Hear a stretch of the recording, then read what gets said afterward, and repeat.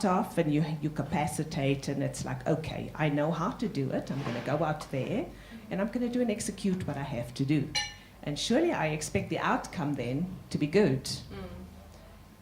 But the minute I got to putting that agenda down, and it was one of, God, how is my life going to praise you today? How and what do you want to do today? Take my hands, take my heart, take my mind, take my eyes. Use that as an instrument in your hand to bless. And when I started having that mindset and then going in and expecting the supernatural to take place, that was totally different, because it became so much more rewarding, because then it wasn't about me. It wasn't easy, because there was now more leaning and allowing God to do. And of course, when He says something for you to do something and you feel a little bit uncomfortable about it, but surely that's not logical. Do you really want me to do this? And you know, with us in our profession, and I'll share this in business, it borders on the unethical for a patient to come and sit in my chair and feel, oh, I'm encountering a Christian dentist. They don't see me as a Christian person.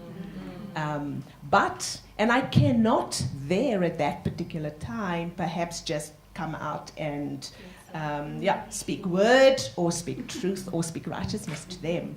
But it's what's inside of me. And that is where that stepped in. And so it came an issue of knowing which hat to wear when. And to take my own hat off, my logic hat, the logic, the understanding, the fact hat, the fact that I know, take that off, and then step into saying, God, this is you. Step that off. And then, of course, it is about them seeing me. And for me, that is where the change really came in. So if I had to tell my younger self, I would say, right, de novo, have that attitude. Know who you are and whose you are, and find your rest in that.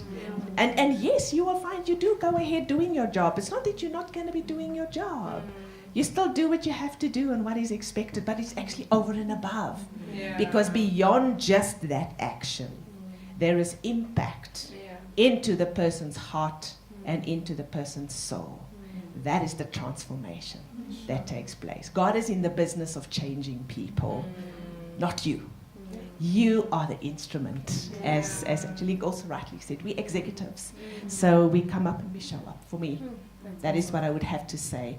And also, trusting God over and above everything else. That if He has said it, He will do it.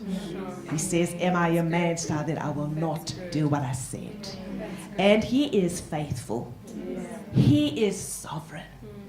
Angelique said earlier in her talk about there's nothing that God's sovereignty overshines everything about us as human beings. And so definitely, if it is about God, my younger self, I'm there now, after having learnt that, wow, if I don't do it in His strength, then I'm going to face consequences that I might not handle. And I may have to have a detour. May have to go through a wilderness somehow. You know, sometimes that is good, sometimes that has to happen. But tell my younger self to know who I am, whose I am, and where I'm seated. I must know where I'm seated. And to live from that place. Not living from the place of I have money or I don't have money. Or living from the place of, wow, my background. Oh no. No longer, because it's not my past that determines my destiny.